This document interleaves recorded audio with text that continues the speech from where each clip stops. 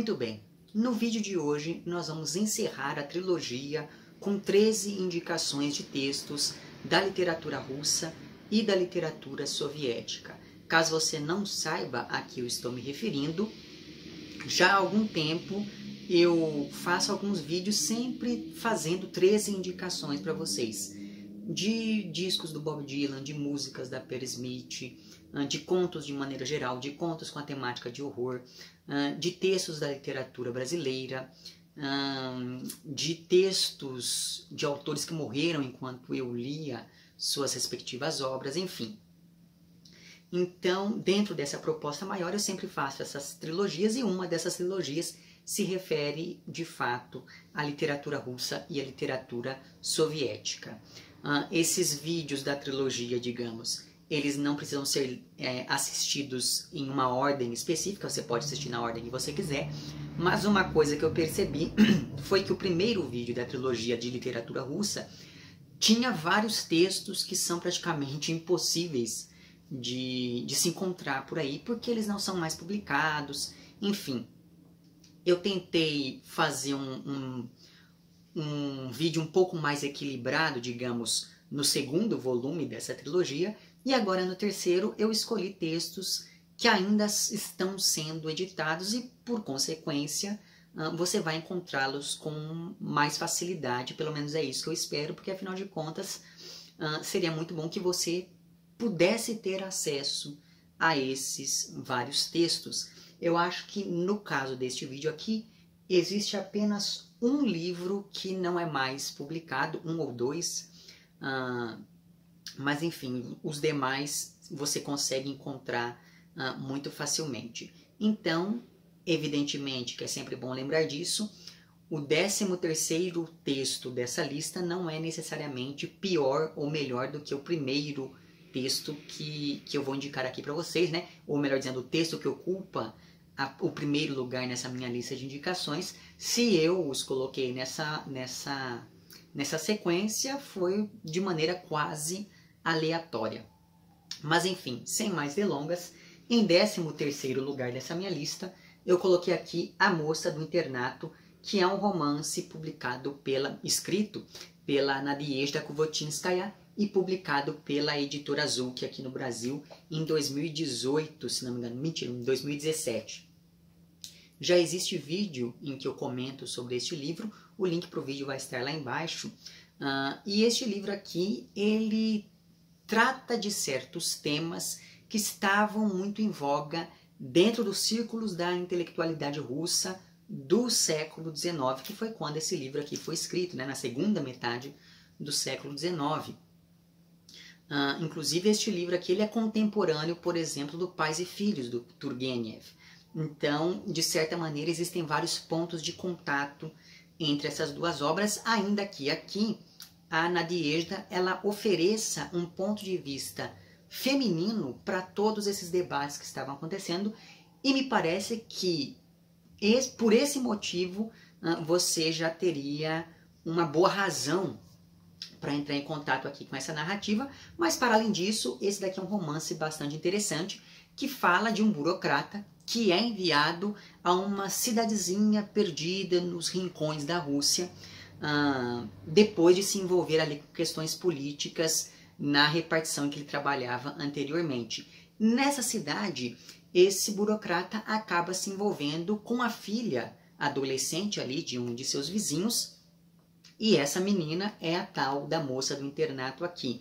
E conforme os dois vão ficando mais próximos, a moça começa a questionar de maneira cada vez mais direta todo um estilo de vida que ela levava em casa e um estilo de vida que ela aprendia também na escola. Então, por mais que esse romance aqui tenha um tom quase idílico e bucólico, quando a gente pensa, por exemplo, no envolvimento amoroso entre esses dois personagens, isso não exclui ou invalida, de certa maneira, as críticas que a autora vai fazendo à sociedade russa daquele período, sobretudo no que se refere à questão do lugar ocupado pela mulher.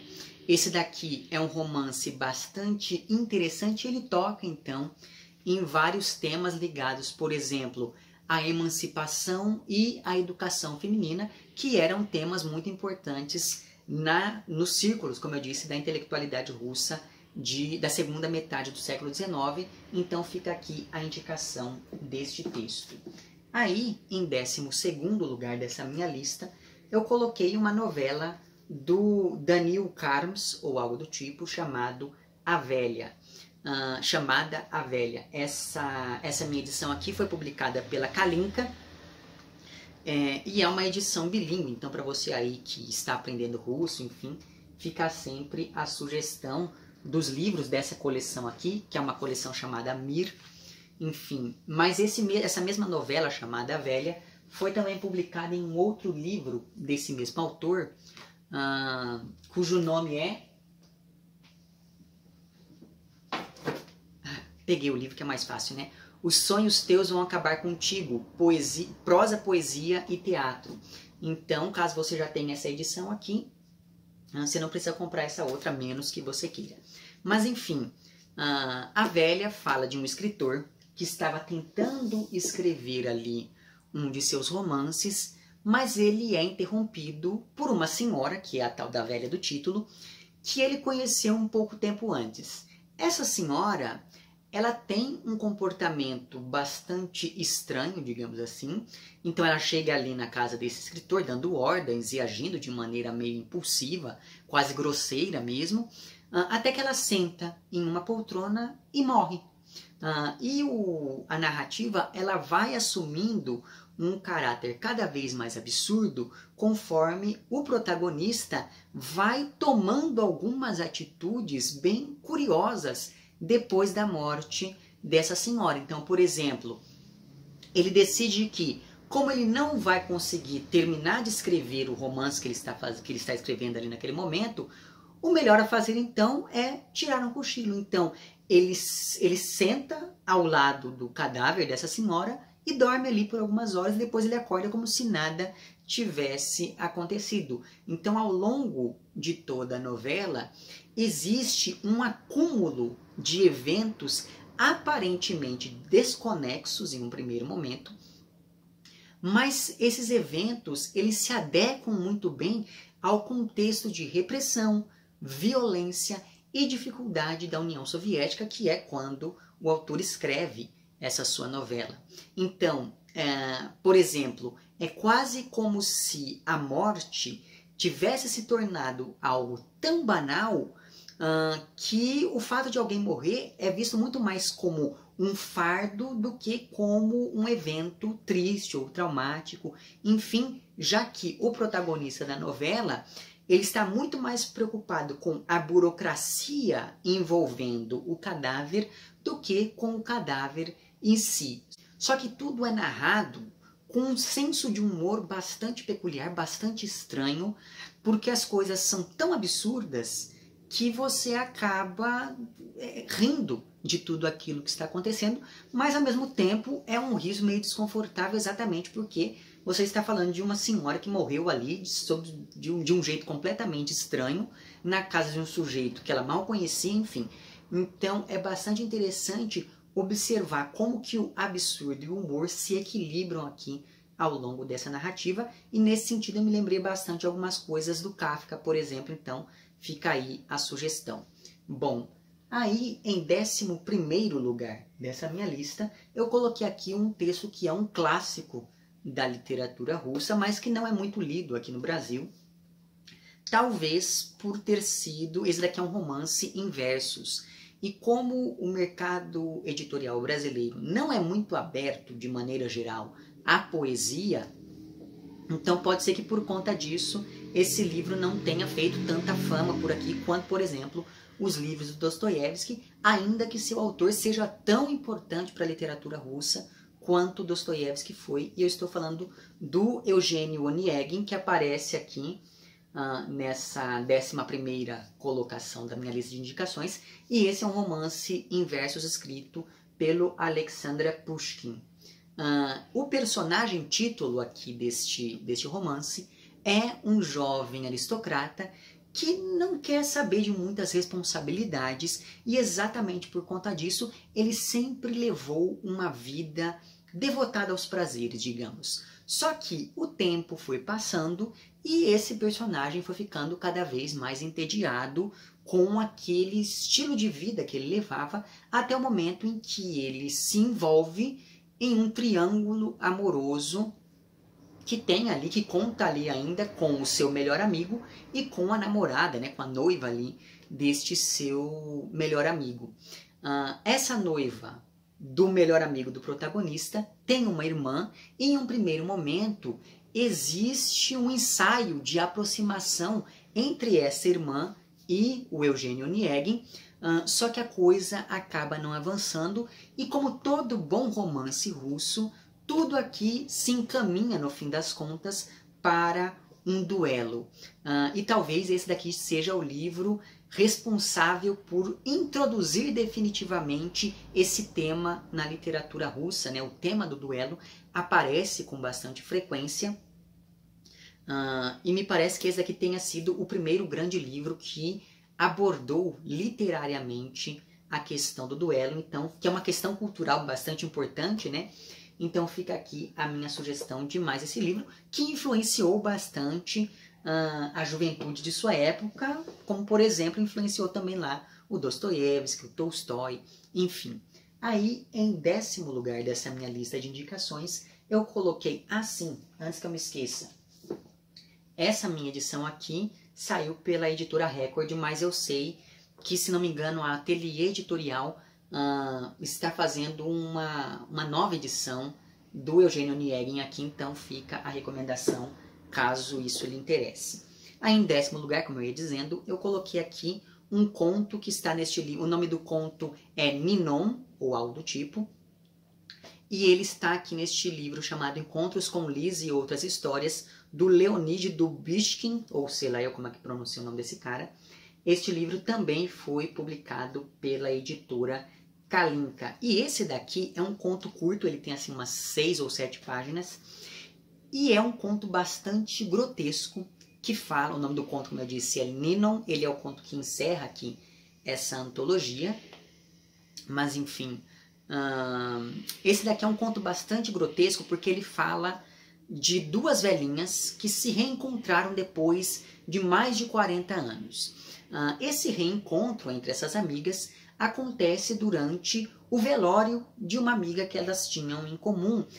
E esse é um conto que, apesar de ser muito breve, ele acaba tendo uma força narrativa muito interessante, porque a gente acompanha basicamente as lembranças dessas senhoras, e diga-se de passagem, essas lembranças são no mínimo curiosas, vindas de quem vem, né? Vindas dessas senhoras, então isso é algo que gera um certo choque, digamos, em alguma medida.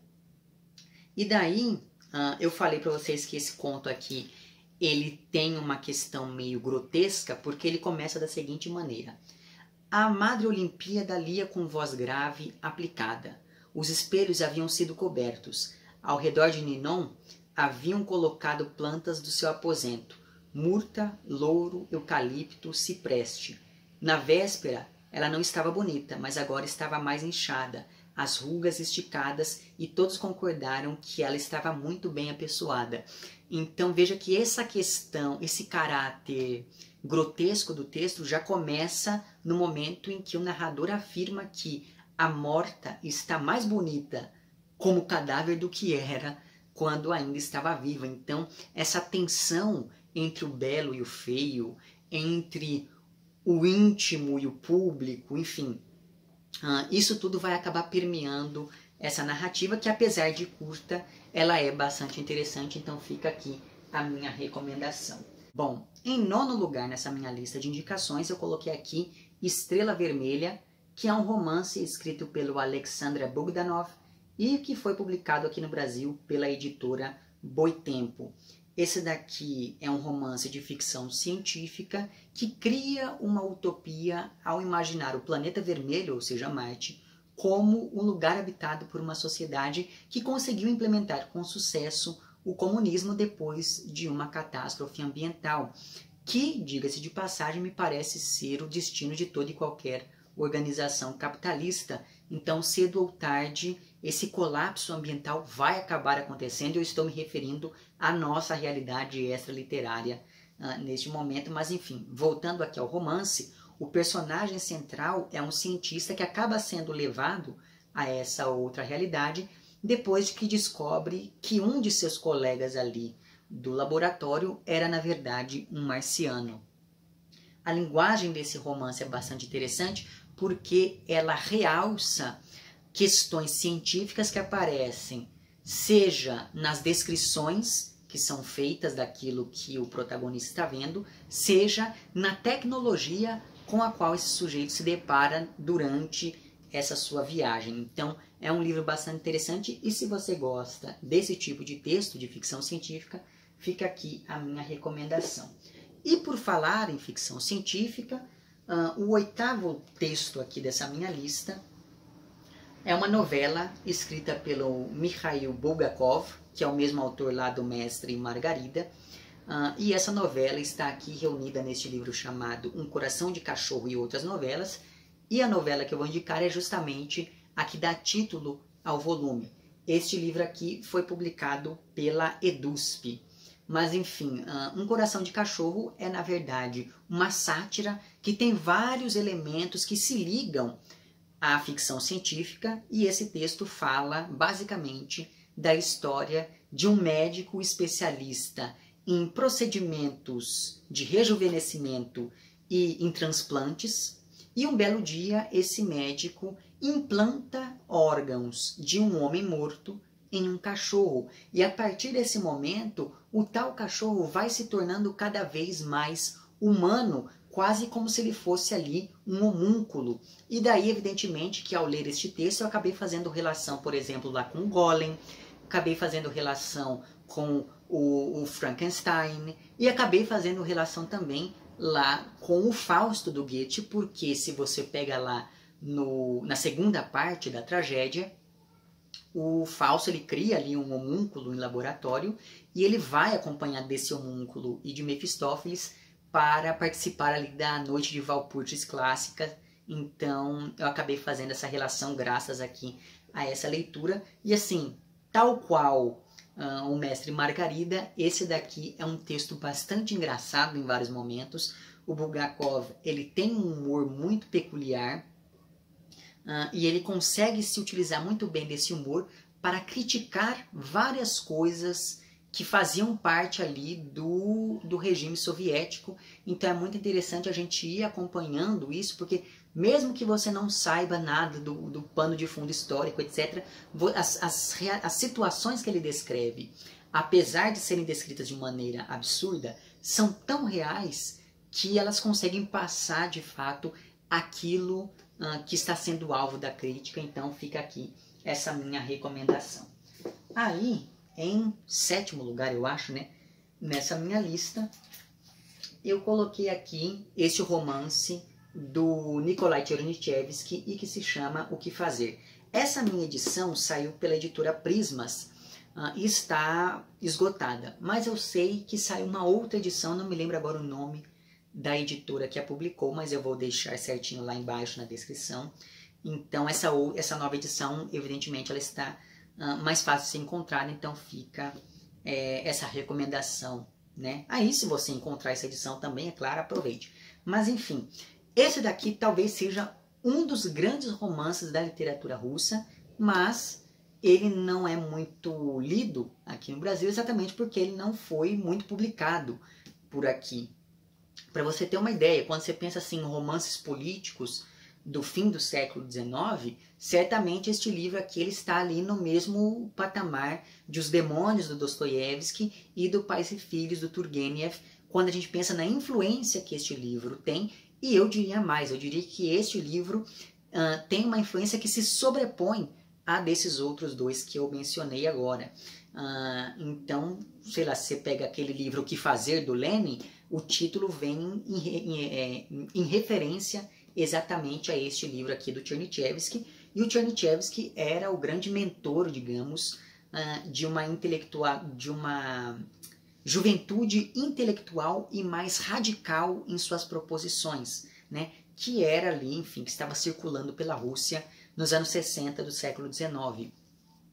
E o Chernyshevsky, exatamente por conta disso, ele acabou sendo preso, enfim, ele teve vários problemas. E em uma dessas vezes que ele foi preso, ele acabou escrevendo aqui O Que Fazer, que é um romance que conta basicamente a história de uma moça que teve uma vida muito humilde desde a sua infância até o momento em que ela acaba se tornando uma costureira famosa.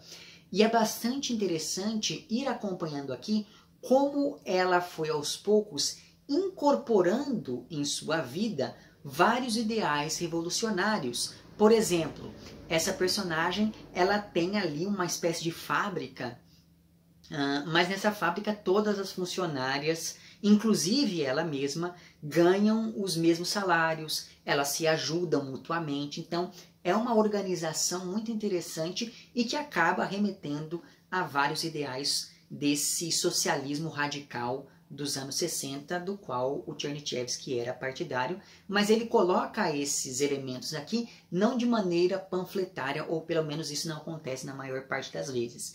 Mas enfim, a coisa mais interessante aqui, pelo menos na minha opinião, é a voz do narrador, porque esse narrador ele é cínico, ele é debochado e ele é principalmente irônico. Então ele vive estabelecendo uma interlocução com o leitor como se estivesse ali nos ensinando a ler essa narrativa que em vários momentos ridiculariza clichês do romantismo, mesmo quando se apropria desses mesmos clichês, ele acaba fazendo isso de maneira bastante irônica. Nesse sentido, não tem como eu não associar esse romance aqui àqueles que fazem parte da chamada primeira fase da literatura machadiana, né? Porque o Machado de Assis, geralmente quando a gente aprende na escola, a professora diz que o Machado, a primeira parte da obra dele é uma parte mais ligada ao romantismo, né? O Ressurreição, Yaya Garcia, A Mão e a Luva, Helena. Mas se você lê aqueles romances com atenção, você vai ver que o Machado ele faz exatamente isso que o Chernyshevsky faz aqui, que é estabelecer esse contato com a literatura romântica, mas de modo a ridicularizar essa mesma literatura. Então fica aqui esse paralelo possível entre esses dois autores. Aí eu vou falar agora aqui de um texto que faz parte, deixa eu ver se é isso mesmo, que faz parte de um livro de uma editora que é a queridinha de quem gosta de literatura russa aqui no Brasil, mas que ainda não havia aparecido nessas minhas listas de indicações, e eu estou falando aqui da editora 34, que publica a antologia do humor russo. Esse daqui é um dos meus livros preferidos dessa editora, exatamente porque aqui nós temos vários textos de autores que não são tão comentados ou não tão, enfim, conhecidos do público leitor aqui do Brasil, então fica a recomendação. Um desses textos foi escrito pelo Mikhail Saltykov-Shchedrin, ou algo que o valha, e o nome desse texto é O Órgãozinho. Na verdade, esse texto aqui, esse conto, é o capítulo de um romance que trata de uma série de eventos que aconteceram em uma cidadezinha fictícia que, na verdade, representa alegoricamente toda a Rússia. Neste capítulo, que aparece aqui sob o título de O Órgãozinho, os moradores dessa cidade estão em polvorosa porque o novo governador está chegando e todos acham que ele representa uma novidade na política, todo mundo rasga elogios a ele, todas as pessoas pensam que ele vai ser diferente dos outros porque ele não vai ser corrupto, etc, etc, etc, etc. E mesmo quando esse sujeito faz coisas condenáveis, como por exemplo, açoitar pessoas em praça pública a troco de nada, os seus apoiadores permanecem fiéis e fervorosos. Só que, e é sempre bom lembrar o seguinte, gente, esse texto ele foi escrito em 1870, tá? Mas enfim, e é um texto da literatura russa, não tem nada a ver com o Brasil de 2021. Mas enfim, aos poucos, algumas pessoas, quando passa todo esse entusiasmo, etc., algumas pessoas começam a perceber que tem alguma coisa muito errada com esse governador. Então, por exemplo, ele se reúne com pessoas de índole duvidosa, ele não fala coisa com coisa quando ele vai fazer os seus pronunciamentos e por aí vai. Até que um dia um secretário entra no gabinete desse governador sem se anunciar, ele entra ali de surpresa e eis que ele se depara com a seguinte cena. A cabeça desse governador está em cima da mesa e essa cabeça é completamente vazia. A partir desse momento, a gente vai acompanhando essa história se espalhando, esses rumores se espalhando por essa cidadezinha, enquanto algumas pessoas começam a refletir sobre o fato de terem apoiado de maneira irrestrita um sujeito que tem a cabeça oca, literalmente. Então, é um texto muito interessante, muito engraçado em vários momentos e que me parece que diz respeito a várias coisas que nós temos até hoje em dia, não é verdade? Mas enfim, então fica aqui a recomendação de mais este texto. Bom, aí, em uma posição que eu nem sei mais qual é, eu coloquei aqui outro livro que foi publicado aqui no Brasil pela editora Kalinka, e eu estou falando aqui de um romance chamado O Diabo Mesquinho, do Fyodor Sologub, ou algo que o valha. Esse daqui é um romance que, como um todo, tem algo de delirante, então tudo aqui é envolto em mentiras, em conspirações, e esse clima de incerteza se acentua graças às características simbolistas presentes aqui nessa narrativa, e esse simbolismo faz com que tudo se torne ainda mais incerto. Então, o personagem central aqui é um professor que quer virar inspetor de alunos ali, ou alguma coisa parecida com isso, nem que para isso ele tenha que, por exemplo, se casar com uma mulher de quem ele não gosta nem um pouco.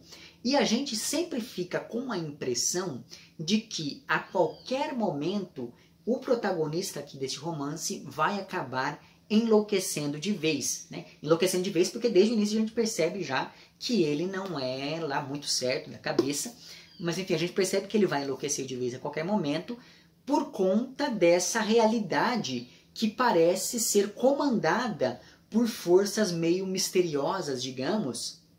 E esse mistério não diz respeito a questões sobrenaturais, mas a forças ocultas que parecem comandar a vida de todas as pessoas aqui do romance. Então, é como se essa estranheza do texto traduzisse uma realidade que é completamente decadente e cercada por todos os lados por essas forças misteriosas e ocultas.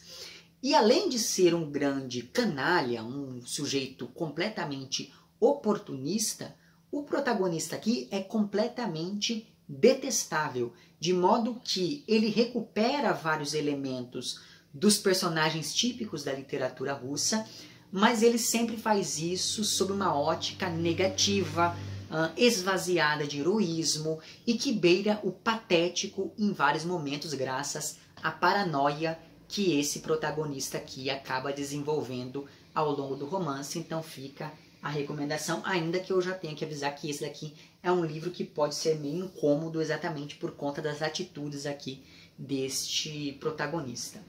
Aí, em quarto lugar nessa minha lista de indicações, em quarto lugar nessa minha lista de indicações, eu escolhi aqui outro texto que também foi publicado por uma antologia da editora 34, que é a nova antologia do conto russo.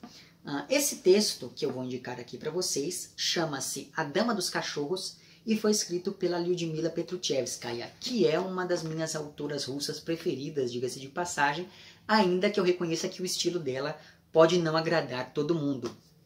Mas enfim, neste texto chamado A Dama dos Cachorros, a autora recupera e faz um contraponto bastante interessante ao conto do Tchekov chamado A Dama do Cachorrinho.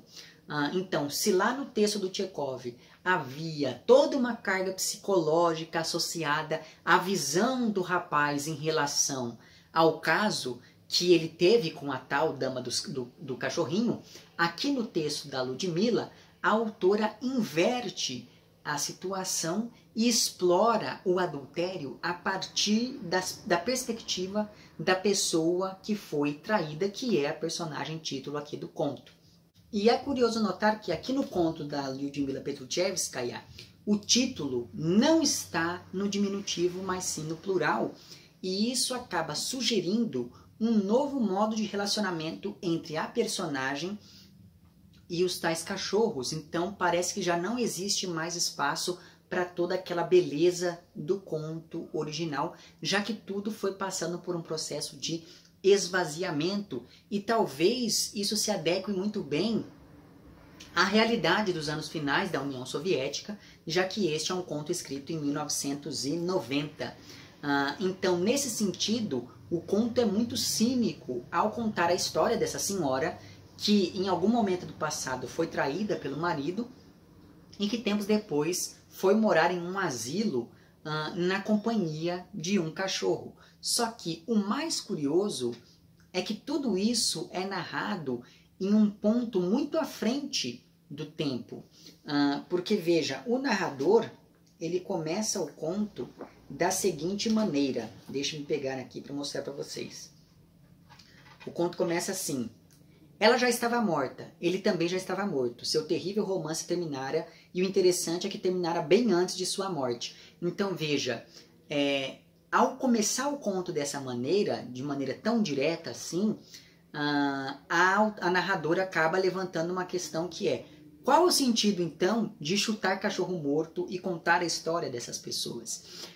Eu gosto bastante deste conto porque ele tem esse estilo de escrita muito peculiar da Lyudmila Petruchevskaya, e ele acaba incorrendo em um expediente narrativo que é frequente nas obras dela, pelo menos nas que eu li até agora, que é esse diálogo com a tradição literária russa. Então foi exatamente pensando nisso que eu acabei colocando este conto nessa lista de indicações. Muito bem, em terceiro lugar dessa minha lista, eu coloquei aqui um livro de um autor que já apareceu nas listas anteriores de indicações de literatura russa soviética, e foi a este livro que eu me referi quando eu disse que uma das indicações seria meio difícil de encontrar, e eu estou aqui falando de A Metralhadora de Argila, que foi publicada aqui no Brasil pela editora Rocco e que é um livro escrito pelo Victor Pelevin ou Pelevin. Enfim, como eu disse, esse autor aqui ele já apareceu em textos anteriores. É um autor contemporâneo da literatura russa, então isso é uma coisa bastante legal. Mas é aquilo, este livro aqui, essa minha edição, ela é de 2003. E eu não sei se esse livro foi republicado em algum outro momento, mas caso você se depare com ele por um preço mais ou menos acessível em algum sebo, fica a recomendação. Pois bem, esse romance aqui, ele me lembra bastante daquela narrativa sobre o sonho de Shang Tzu, né? Que era um sábio que um dia teve um sonho de que era uma borboleta, e daí quando ele acordou ele não sabia se ele era um homem que tinha sonhado ser uma borboleta ou se ele era uma borboleta e estava agora sonhando ser um homem. Isso porque aqui o Victor Pelevin narra a história de um poeta que acaba se juntando meio que por acaso, meio que para salvar a própria pele, ao exército dos bolcheviques, depois de se passar por um soldado que seria recrutado ali, enfim. Evidentemente que isso acontece nos anos iniciais da Revolução Russa. Acontece que esse soldado, ele acaba tendo uns pesadelos, e nesses pesadelos, que são terríveis, ele se vê como um paciente de um hospital psiquiátrico da Rússia dos anos 90. Esse paciente, ele tem uns delírios. E nesses delírios, ele pensa que é um poeta que se juntou por acaso ao exército dos bolcheviques, e a coisa fica nesse ciclo mais ou menos sem fim, digamos. E uma coisa bastante engraçada sobre esse paciente dos anos 90 é que ele divide o seu quarto com um rapaz que é apaixonado pelo Arnold Schwarzenegger, e pensa ser uma personagem de uma novela mexicana. Então, assim como acontece lá, por exemplo, em O Elmo do Horror, que é outro romance deste mesmo autor, que eu indiquei em um vídeo anterior, aqui em A Metralhadora de Argila, o Victor ele acaba questionando o tempo todo qual é a realidade do real. E mais, o que é a realidade em si, já que essa realidade se confunde com os sonhos e com os delírios, assim como o presente se confunde com o passado. Com isso, fica evidente que o autor ele acaba aqui retratando uma sociedade esquizofrênica antes, durante e depois do período soviético. E nesse sentido, o romance é bastante pessimista, já que ele aponta para esse problema, mas ele não apresenta uma solução. Parece que essa esquizofrenia é algo intrínseco à realidade que nos cerca. Então, se a realidade é tão esquizofrênica assim, o que não será de nós, não é verdade? Então fica aqui a recomendação desse texto, que é um texto bastante complicado por conta dessas questões envolvendo os delírios e os sonhos, mas ainda assim, apesar dessa dificuldade, é um texto que vale a pena ser lido, certo? Bom, em segundo lugar dessa minha lista, eu coloquei outro conto da Ludmila Petruchevskaya. O nome deste conto é O Braço, e ele está presente aqui neste livro que foi publicado em 2018 pela Companhia das Letras e que se chama Era uma Vez uma Mulher que Tentou Matar o Bebê da Vizinha, Histórias e Contos de Fadas Assustadores. Este conto, chamado O Braço, narra uma história que se passa na época da guerra, né? E nessa época um general recebe a ligação de sua esposa pedindo para que ele voltasse com urgência para casa porque ela estava morrendo. E esse general ele até consegue de fato autorização para voltar, mas quando ele chega já é tarde e a esposa já estava morta. Então esse general, evidentemente que ele fica muito triste com tudo aquilo que aconteceu, ele faz ali o velório da esposa, mas quando ele está voltando para o campo de batalha, ele percebe que perdeu a sua carteirinha do partido. E é a partir desse momento que coisas sobrenaturais começam a acontecer na vida desse personagem, de modo que me parece que esse aspecto sobrenatural aponta aqui para um problema da sociedade soviética, principalmente por conta do modo como essas coisas vão se desenrolando de maneira cada vez mais estranha na vida do protagonista. Isso porque uma noite ele sonha com a esposa morta e no sonho a esposa diz para ele: olha, de fato a sua carteirinha caiu dentro do caixão enquanto você me beijava para se despedir de mim. E mais, ela diz o seguinte para ele: você pode até ir até o cemitério para pegar de volta a sua carteirinha, mas você não pode, sob hipótese alguma, levantar o véu que cobre o meu rosto, porque fazia parte ali de uma tradição, deixa passar a moto, fazia parte da tradição enterrar as pessoas com um véu cobrindo o rosto, e daí essa aparição do sonho do general diz para ele: você pode até ir lá, mas não erga o véu, e a partir disso você vai ter que ler o texto.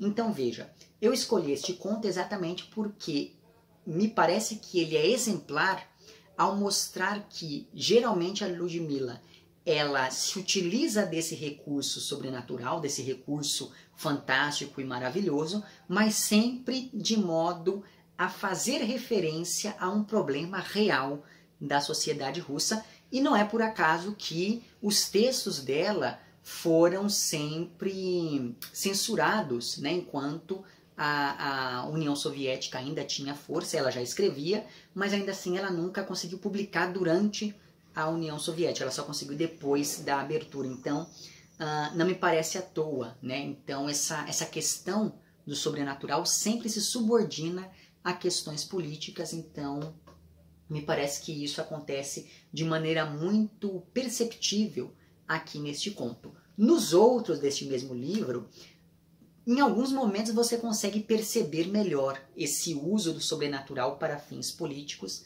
mas ainda assim me parece que este primeiro aqui, né, porque este conto é o que abre o livro, me parece que neste a autora consegue fazer isso de maneira mais evidente. Mas agora, em primeiro lugar, nessa minha lista de indicações, está aqui este romance do Friedrich Gorenstein chamado Salmo, Romance e Meditação sobre os 4 Flagelos do Senhor. Em cada capítulo deste romance, o autor vai tratar de um dos flagelos que recaem sobre a terra, anunciando o Apocalipse. Ao longo do romance, o que o autor faz então é atualizar o texto bíblico conforme desloca profecias e passagens do texto da Bíblia mesmo para o contexto da União Soviética durante 40 anos. E nesse meio tempo, enquanto acompanha ali as perambulações do anticristo ao longo desses 40 anos, o autor questiona aqui, por exemplo, o que é o mal e abre ainda espaço para toda uma discussão sobre a questão judaica. Então isso me parece bastante interessante. Outra coisa importante é a seguinte: as partes desse romance, elas são construídas quase como parábolas independentes, mas elas são atravessadas por um único fio comum, que é justamente a presença direta ou indireta do anticristo, que vai interferindo na vida dos outros personagens de maneira positiva ou de maneira negativa. Assim, já existe um vídeo aqui no canal sobre este romance e hoje me parece que este é o meu romance preferido, mais até da literatura russa, mais até do que os romances do Dostoiévski, por exemplo, aos quais inclusive o Gorenstein acaba respondendo aqui em vários momentos, porque o autor ele se apropria do estilo e de algumas temáticas que são próprias do Dostoiévski, mas sempre subvertendo as reflexões filosóficas e as conclusões dos textos originais lá do Dostoiévski. Então é bastante interessante acompanhar esse diálogo negativo, digamos, que se estabelece entre este livro e a literatura produzida pelo Dostoiévski, né? E essa recuperação é não apenas temática, mas também estilística. Existem vários momentos que você lê e você pensa, nossa, isso podia ser de um romance do Dostoiévski.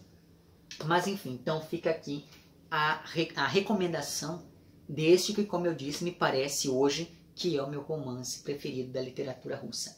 Enfim, é isso. Com este vídeo eu encerro essa trilogia de recomendações de literatura russa e soviética. Deixe lá embaixo também quais seriam os livros que constariam na sua lista de recomendações. Vemo-nos nos próximos vídeos e um amplexo.